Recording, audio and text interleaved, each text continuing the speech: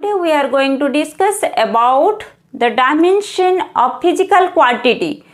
Dimension होता क्या है? Dimension हमारे डिराइव्ड क्वांटिटी का हम किससे निकालते हैं, कैसे उसका डायमेंशन को रिप्रेजेंट करते हैं. डायमेंशन होता क्या है? Dimension power of the basic unit to represent the derived unit.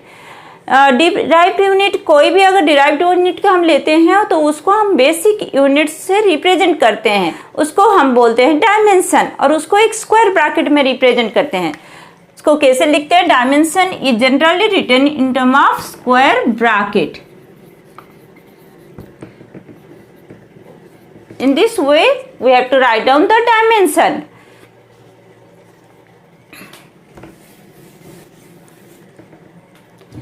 Next, basic quantity. Basic quantity और fundamental quantity क्या क्या होते हैं? Mass, length, time, temperature, the undercurrent, intensity and amount of substance. मास को लिखते हैं हम m, लेंथ को क्या लिखते हैं l, टाइम को t, टेम्परेचर को केल्विन और k, करंट को a, इंटेंसिटी को cd candela, amount of substance को मोल. ये है dimension of all the fundamental quantity. जो 7 फंडामेंटल क्वांटिटी है उसका सारा का डायमेंशन हम उस तरह रिप्रेजेंट कर सकते हैं, और इसी डायमेंशन में और इसी फंडामेंटल यूनिट के बेस पर हम डिराइव्ड यूनिट का डायमेंशन निकालते हैं. इसके बाद और एक फंडामेंटल यूनिट है, that is your angle. But angle का डायमेंशन नहीं होता है, that is dimensionless, that is called supplementary unit. But उसका डायमेंशन नहीं होता है, वो यूनिट होता है रेडियन में, हम उसको करते हैं, but that one is dimensionless. Out of this 7 generally mass, length and time का यूज जनरली ज्यादा होता है, and in sometimes temperature and currents are also used. Next, dimensional formula क्या होता है? The expression which show how and which fundamental quantity represent the dimension of a physical quantity is called dimensional formula. So how we are going to calculate the dimension of the derived quantity? हम derived quantity का dimension कैसे निकालते हैं? From the basic fundamental quantity. First let's find out the dimension of velocity. Velocity का dimension पहले निकालते हैं. Velocity को क्या लिख सकते हैं हम? Displacement by time. So dimension of velocity, displacement को लिख सकते हैं लेंथ l से रिप्रेजेंट कर सकते हैं, और टाइम को t से. सो l बाई टी, और this one is equals to l t inverse. This one is the dimension of velocity. इसको और एक फॉर्म में जनरली हम मास, लेंथ एंड टाइम के फॉर्म में लिखते हैं. अगर मास का वैल्यू कुछ नहीं है तो हम उसको 0 दे सकते हैं. तो this same dimension of velocity को इस तरह भी लिख सकते हैं, m0 l1 t minus 1. So dimension of the velocity m0 l1 t minus 1. So ये 0 1 minus 1 ये है उसका डायमेंशन.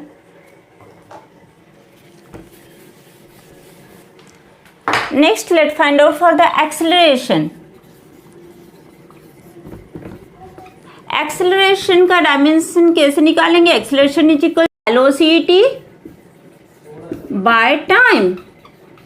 तो वेलोसिटी का डायमेंशन ऑलरेडी हमें पता है, अगर नहीं तो फिर पहले उसको डिस्प्लेसमेंट के टर्म में लिख के उसके बाद उसका टाइम निकाल सकते हैं. So velocity is equals to displacement by time, so time square, ये उसका फॉर्मूला है. तो डायमेंशन ऑफ एक्सेलरेशन कैसे लिखेंगे? डिस्प्लेसमेंट के लिए हो गया l और टाइम के लिए हो गया t. तो t का स्क्वायर, सो t स्क्वायर और l, और l t minus 2 is the dimension. इसको LT फॉर्म में भी लिख सकते हैं, m0 L1 T minus 2. This one is one more examples. Force.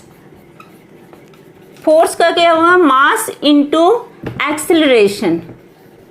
मास का हो गया m, डायमेंशन. एक्सेलरेशन ऑलरेडी हम निकाल चुके हैं, यहाँ पर डायरेक्ट लिख सकते हैं L-T-2. डायमेंशन क्या हो गया फोर्स का? M-L-T-2. This one is for force. Next is work. Work is equals to force into displacement. So force का हो गया M-L-T-2 और डिस्प्लेसमेंट का हो गया L. So mass M1L2T-2 is the dimension of work. Work or energy both are of same dimension. So energy का dimension भी work के साथ सेम है, ML2T-2. नेक्स्ट चार्ज का निकलते हैं. Charge Q is equals to I into T होता है. I का डायमेंशन हो गया एम्पियर, टाइम का हो गया T. सो इसका यूनिट चाहिए डायमेंशन हो जाएगा 8T. Next voltage, potential difference. Voltage और पोटेंशियल भी इज इक्वल्स टू होता है W बाई चार्ज. W का होता है ML2T-2 वर्क का, और चार्ज का हो गया AT. The dimension ML2T-3A-1. ये हो गया पोटेंशियल डिफरेंस का dimension of the potential difference. Let find out for the resistance. Resistance R is equals to होता है V by I. V is the potential difference and I is the current. V is equals to W by Q. तो ML2T-2 by AT और इसका आ जाता है ML2T-3A-1. ये हो गया पोटेंशियल का. सो यहाँ पर रेजिस्टेंस कितना होगा? ML2T-3A-1 डिवाइडेड बाई A और ML2T-3A-2. This one is for the resistance. Dimension of resistance is this much. इस तरह हम लोग डायमेंशन कोई भी डिराइव्ड यूनिट का निकाल सकते हैं from the basic fundamental unit dimension. Dimension से और एक टाइप का क्वेश्चन आता है कंपैरिजन. जैसे एक सिस्टम से दूसरा सिस्टम को कन्वर्ट करना. तो what about the general formula? Let's take U1 is for system 1 और उसका डायमेंशन है MLT फॉर्म में m⁴A, L⁴B, T⁴C और 1 के लिए इसलिए M1 L1 T1 ले लेते हैं. और U2 for the system 2 m⁴A, L⁴B, T⁴C because power is same because unit of both you have to compare. So according to principle UN is constant. So UN is constant. So U1 N1 is equals to U2 N2. तो अगर हमें N1 दिया गया है N2 निकालना है तो N2 क्या हो जाएगा? U1 by U2 into N1. So N1 N2 equals to N1 into U1 by U2. U1 का वैल्यू क्या होगा? N1 into let's M1 to the power A, L1 to the power B, T1 to the power C divided by U2 का value M to the power A, L2 to the power B, T2 to the power C. और इसको और एक form में भी हम लिख सकते हैं N1 into M1 by M2 to the power A, L1 by L2 to the power B, T1 by T2 to the power C. So एक सिस्टम में अगर है तो हम उसको इस फॉर्म में, this one is the general formula to calculate the value in an another system. Let's take an example. How much in dyne for 20 Newton. The meaning is that Newton में दिया गया है, हमें डाइन में convert करना है इसको। तो डाइन में मीन्स सीजीएस में कन्वर्ट करना है। तो पहले N1 को हम लेते हैं MKS सिस्टम में, उसका वैल्यू दिया गया है 20 की, और MKS में 1 newton is equals to 1 kg metre per second square, और CGS में N2 is the value. Then N2 हमें निकालना है कि and dyne is equals to gram centimetre per second square. So N2 is equals to N1 into what about the dimension of force? M L T minus 2. So M1 L1 T1 M1 by M2 L2 T2 minus 2. Okay, then N1 का value दिया गया है 20, M1 is equals to kg by M2 is equals to gram to the power 1। Then metre यहाँ पर हो जाएगा centimetre to the power 1। Then T1 second, यहाँ पर भी हो गया second to the power -2। Then so 20 into 1 kg is equals to 1000 gram. So 1000, 1 meter equals to 100 centimeter. Then second are cancel out. So its value is equals to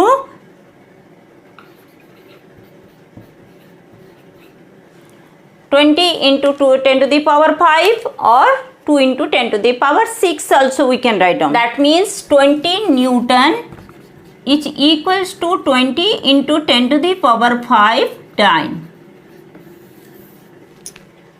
This one is the conversion from one system to another. एक system से दूसरे system हम इस तरह general formula में डाल के उसको निकाल सकते हैं। Let's take an another example. कभी कभी ऐसा होता है कि एक इक्वेशन दिया होगा और उसका कुछ कांस्टेंट दिया होगा, उसको हमें निकालना है कि उसका डायमेंशन क्या हो सकता है। Okay, let's take V is equals to A plus B T. Okay, ये एक इक्वेशन दिया गया है V equals to A plus B T.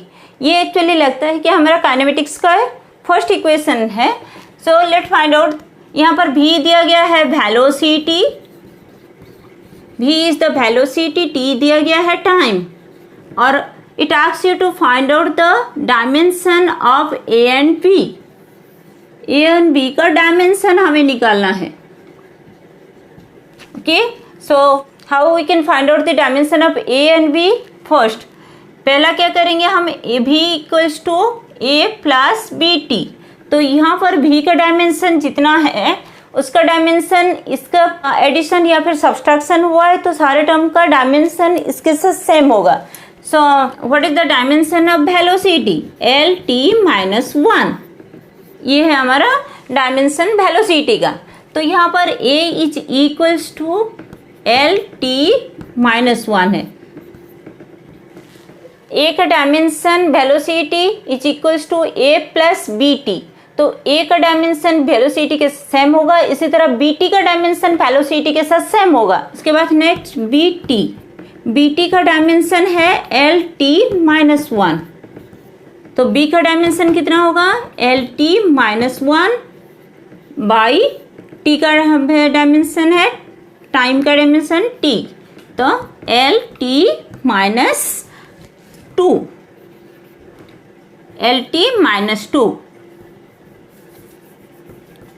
तो यहाँ पर B का डायमेंशन क्या हो जाएगा? LT-2, और this one is an acceleration. तो ये फॉर्मूला हमारा V equals to U plus AT है। तो ये हो जाएगा हमारा इनिशियल वेलोसिटी और ये हो जाएगा हमारा एक्सेलरेशन। अगर कांस्टेंट दिया होगा तो you have to equate it and you can find out its dimension. Let's take an another examples. अगर कहीं पर एक कुछ दिया गया है कि ये उसके ऊपर डिपेंड करता है और उसका फॉर्मूला क्या हो सकता है, सो इस टाइप का प्रॉब्लम्स के लिए भी हम डायमेंशन के लेकर उसको सॉल्व कर सकते हैं। Okay, let's take an examples. अगर दिया गया है k is the kinetic energy of rotation, omega is the angular momentum and I is moment of inertia.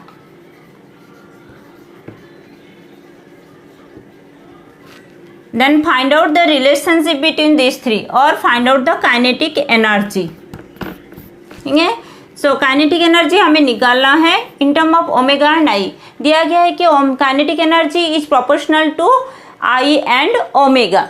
So kinetic energy k is, let's take k is proportional to omega to the power a and I to the power b. So then let equate it. इसको equate कर लेते हैं। k equals to क्या, c is a constant into omega to the power a, I to the power b. Then kinetic energy का dimension क्या होता है, ml2t-2। Constant का कोई डायमेंशन नहीं, डायमेंशन एंगुलर मोमेंटम का ml2t-1। Then I is the moment of inertia mr², so mass ml2। Then omega to the power a है, सो यहाँ पर इसका टू द पावर a ले लेते हैं, इसका टू द पावर b है, I to the power b। Then m to the power a, m to the power b, इसको क्या लिख सकते हैं, m to the power a plus b। Then L 2a plus 2b, 2 into a plus b. Then t is -1, so minus a. Then compare the power in both side. m का power यहाँ पर 1 है, m का power यहाँ पर a plus b है। a plus b को क्या लिख सकते हैं, 1। 2 into a plus b is equals to 2। Then minus A is equals to -2, so यहाँ से a मिल जाएगा 2 first. Then by putting it here a plus B is equals to, a plus B equals to 1 है, तो यहाँ पर a का value अगर 2 है तो b कितना हो जाएगा, 1 माइनस a और 2 और -1। दैट मीन्स अभी इसका फॉर्मूला अगर लिखेंगे तो क्या लिखेंगे, k equals to c into omega to the power 2 I to the power -1 और c omega square by I is your k. So in this way we can find out the formula all about the dimension of the physical quantity. If you like this, then